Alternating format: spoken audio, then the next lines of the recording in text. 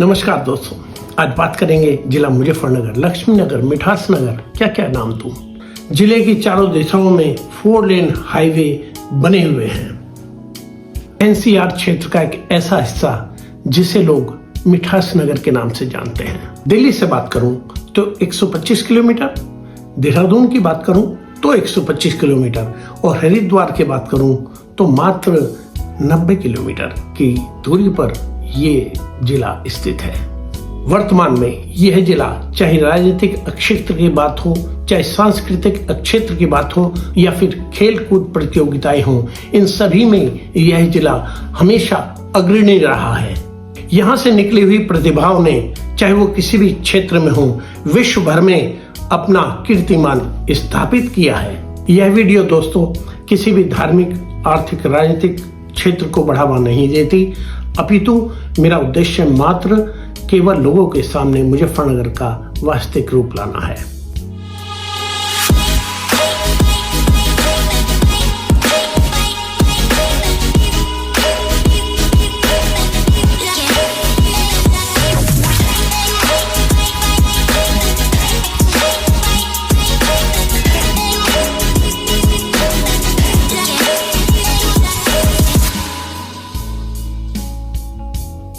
Cabinet minister doctor Sanjeev Balyan ji के अथक प्रयास का प्रतिफल अभी अभी बना नया रेलवे स्टेशन बेहद खूबसूरत। पर्यटकों, अतिथियों और खाने पीने के शौकीन लोगों के लिए यहाँ विश्व स्तरीय उच्च क्वालिटी के ब्रांडेड रेस्टोरेंट्स और बहुत ही शानदार बैंकेट हॉल चारों तरफ मौजूद हैं, जो जिले की शोभा बढ़ाते हैं। जिले के बीचों बीच एक बहुत ही खूबसूरत जगह है जिसे लोग शिव मूर्ति के नाम से जानते हैं।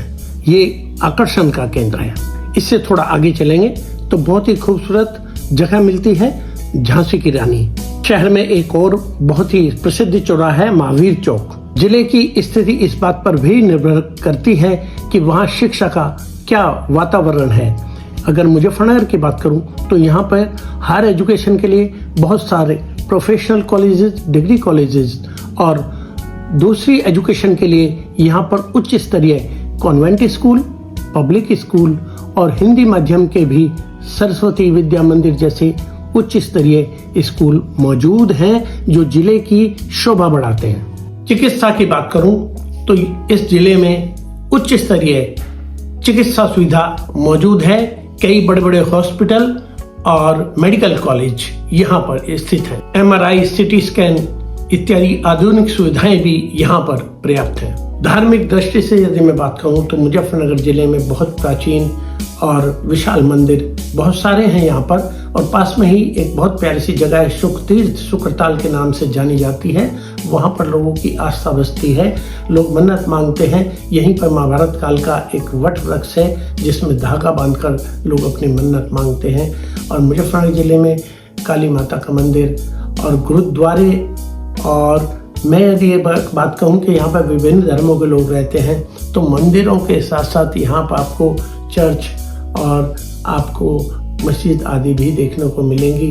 मंदिरों की तो यहाँ पर एक इस तरह का माहौल है कि यहाँ लोग धार्मिक प्रवृत्ति के रहते हैं, तो आपको थोड़ी थोड़ी दूर पर बहुत अच्छे मंदिर आपको मिलेंगे। यहाँ पर अगर मंदिरों का शहर कहूँ तो मैं गलत नहीं कह रहा हूँ।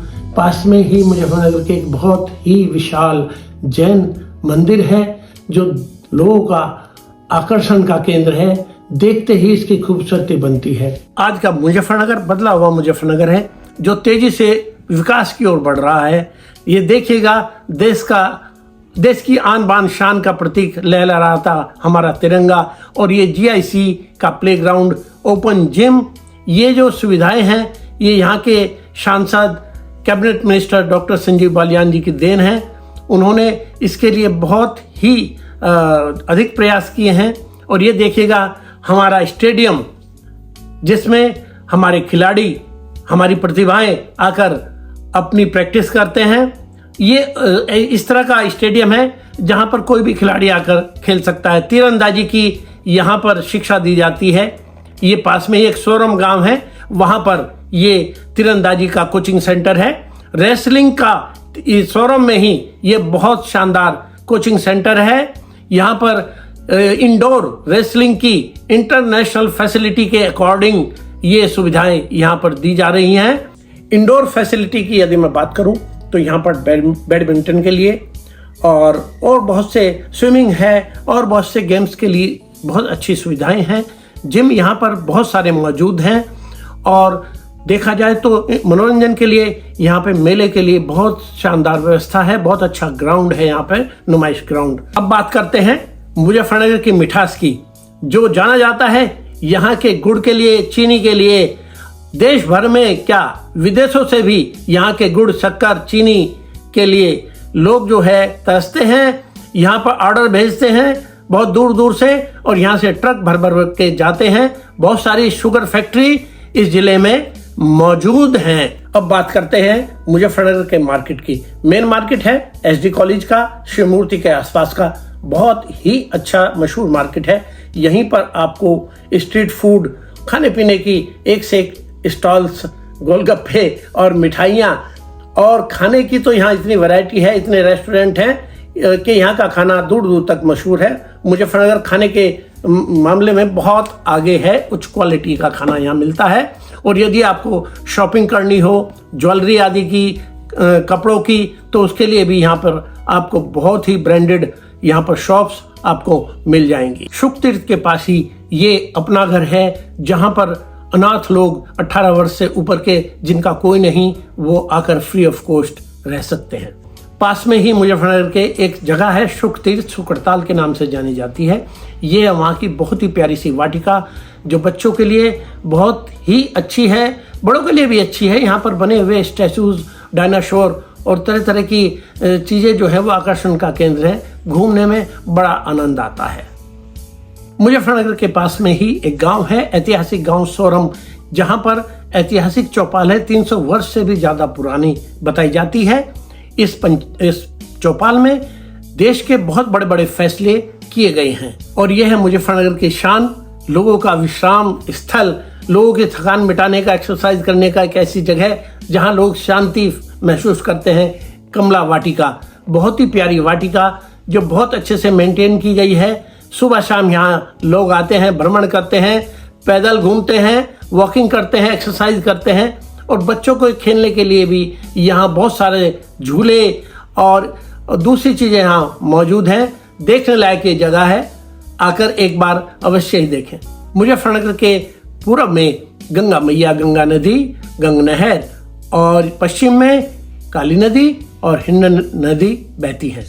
मुजफ्फरनगर के पास में ही किसानों की राजधानी सिसौली मौजूद है। यहाँ पर किसान मसीहा चौधरी महेंद्र सिंह टिकैत का निवास स्थान और बहुत बड़ा किसान भवन जो किसानों ने पूरी निष्ठा और लगन से बनाया है। यह है भारतीय किसान यूनियन के राष्ट्रीय अध्यक्ष नरेश टिकैत जी। सिसौली के इतिहास के बारे में कुछ बताइए ताकि लोग जान सकें। ये 1928 से कस्बा है जी। लाला लाजपत राय आ गए थे तो उनके बहन हुई थी, तो उन्होंने कहा भाई पता नहीं हम देश के लिए कब शहीद हो जा, क्या हो बातचीत जी। तो इनके यहाँ से शादी कर दी थी उन्होंने। लाला लाजपत राय जी की बहन की शादी? बहन की शादी यहाँ हुई। तो बड़ा अच्छा इतिहास रहा है यहाँ पर। मुजफ्फरनगर में बाहर से आने वाले अतिथियों के लिए बहुत अच्छी सुविधाएं उपलब्ध हैं। उच्च स्तरीय हाई क्लास यहाँ होटल हाईवे पर और शहर के अंदर आसपास जगह जगह आपको अच्छे होटल हर तरह के सस्ते भी और महंगे भी आपको मिल जाएंगे। आज मुजफ्फरनगर में सुरक्षा की दृष्टि से गेटेड बंद कॉलोनियां जो एमडीए पास हैं, बहुत ही अच्छी कॉलोनियां, कई कॉलोनियां ऐसी मौजूद हैं जहां पर हर तरह की हाई क्लास सुविधाएं उपलब्ध हैं। मुजफ्फरनगर में सभी गाड़ियों के अच्छे शोरूम बाइक के यहाँ आपको मिल जाएंगे। मंत्री जी नमस्कार, मैं ये जानना चाहता हूँ कि अब आने वाले पीरियड में आपकी क्या योजना है मुजफ्फरनगर को बेहतर बनाने की? देखिए, काफ़ी कुछ बदलाव है।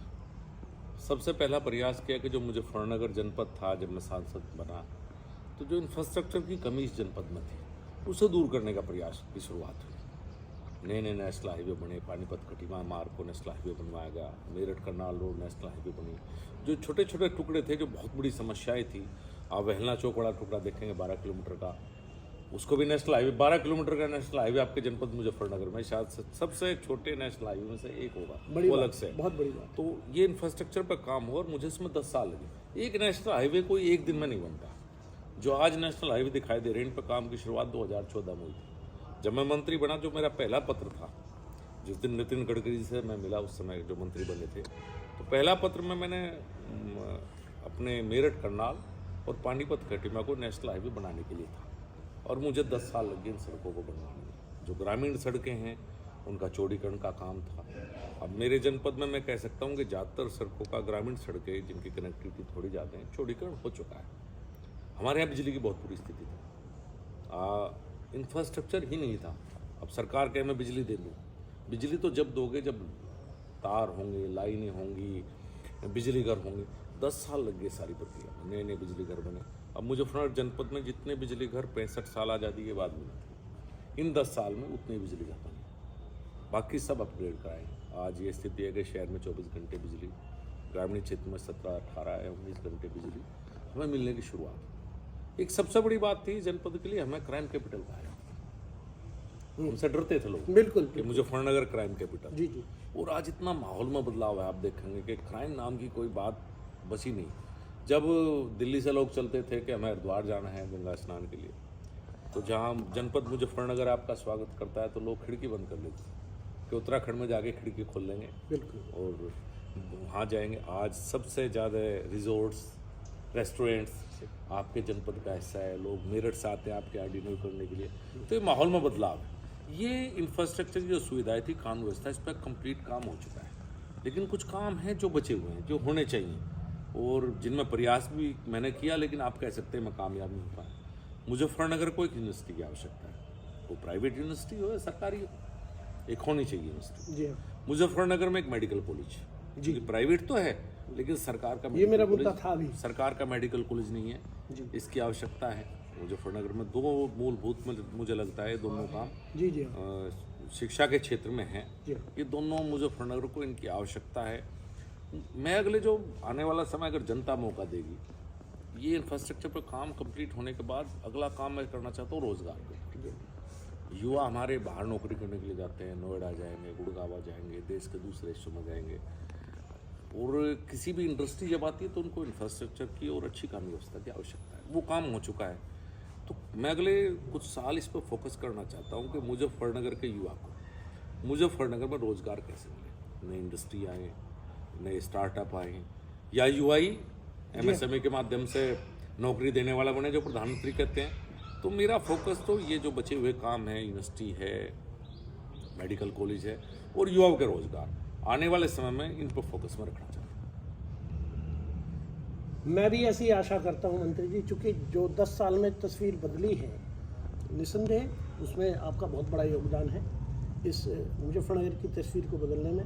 और मैं स्वयं भी कहता था कि मुजफ्फरनगर का नाम लोगों ने बदनाम किया है, लेकिन आज जब मैं इधर उधर जा रहा हूँ तो मुझे भी लोग अप्रिशिएट कर रहे हैं कि मुजफ्फरनगर अब बदल चुका है। और यही एक प्रयास है कि भाई मैं लोगों के सामने ये दिखाना चाह रहा हूँ कि मुजफ्फरनगर बदल रहा है और आगे बदलेगा। बस आपसे ये जानना था कि आगे क्या योजना है। आपने समय दिया, इसके लिए बहुत बहुत धन्यवाद। धन्यवाद गुरु जी, बहुत बहुत। तो दोस्तों, ये था आज का बदलता हुआ मुजफ्फरनगर। मेरा एक प्रयास था मुजफ्फरनगर आज का कैसा है ये आपको दिखाऊं। आपको कैसा लगा आप अपने कमेंट में मुझे जरूर बताइएगा। आपके कमेंट मेरा हौसला बढ़ाएंगे और मुझे आगे बेहतर करने के लिए प्रेरित करेंगे। बहुत बहुत धन्यवाद।